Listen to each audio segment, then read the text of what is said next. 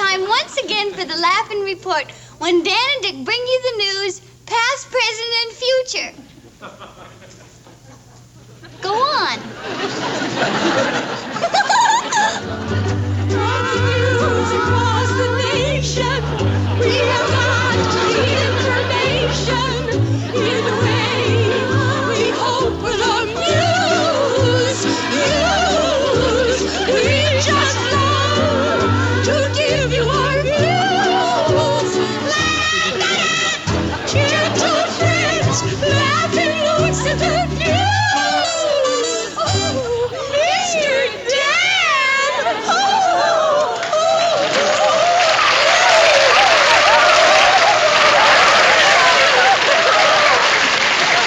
God bless you, Tiny Tim. And now with the news of the present, here's the man to whom the news wouldn't be the news without the news. Here's Dickie.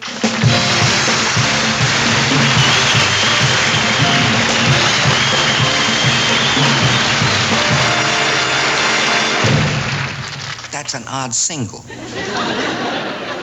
Jackson, Mississippi, a spokesman for the Mississippi Teachers Association, currently threatening a statewide teachers' strike, said today, and I quote, "All of we teachers are not going back to the classroom until we get paid lots more better." End of quote. Dateline, California. A committee to recall Governor Ronald Reagan today announced that they have so far received 780,000 names on their petition. Meanwhile, in Sacramento, Governor Reagan started a crackdown on California state income tax evaders. So far, he has 780,000 names on his list. And now, take it away, Goldie. And now the news of the future. There. And now peering into the world of tomorrow. It's for the news of the future. And here's our head peerer, Don.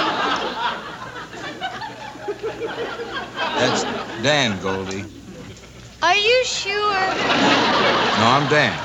Oh. Good name for the kid.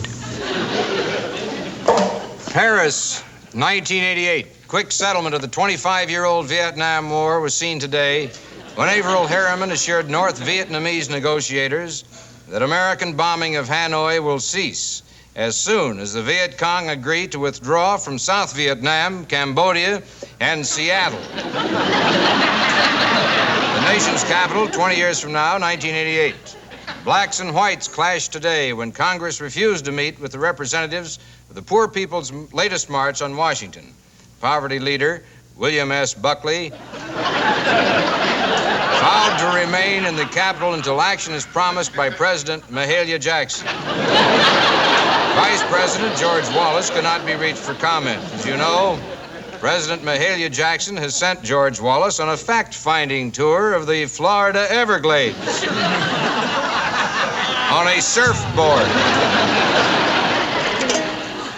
And now for the news of the past. Laughing takes you back to the good old days of that fun-loving rascal, the flower of the marriage world, King Henry VIII. Oh. We have a new game we play here at Windsor Castle, my dear.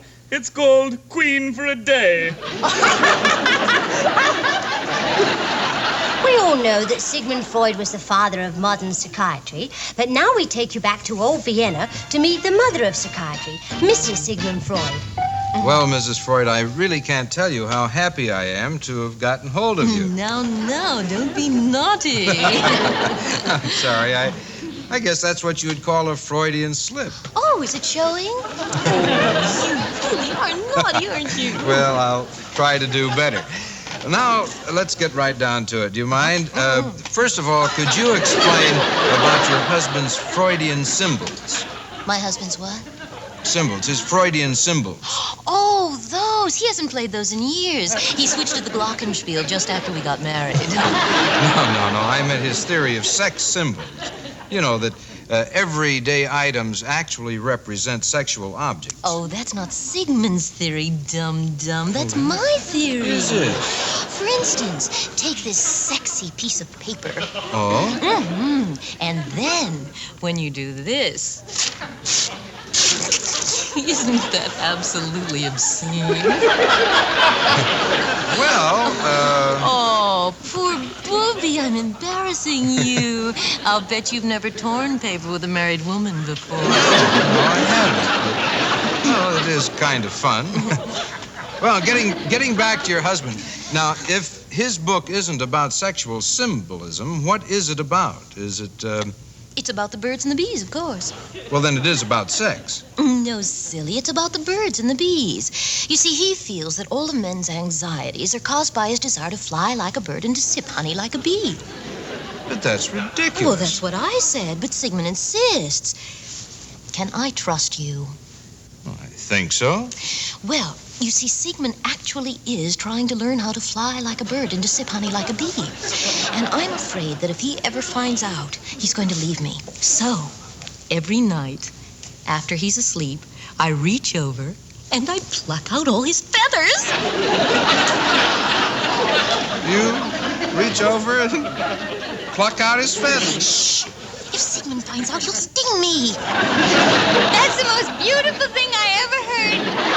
And now, here's Alan Seuss in the sports scene.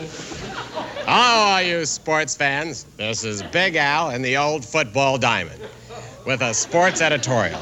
Tonight, I have a word for the Commissioner of Baseball. Hi. Come on now, Commissioner. Don't you really think those brutes on the playing field look a little bit ridiculous? I mean, those silly knickers. I say off with those silly knickers and let's get those boys into culottes. Well, that's it for tonight's sports. This is Big Al with a Big Al sports scene. Ta-ta. And that's the way it is. Wednesday, April 12th, 1936.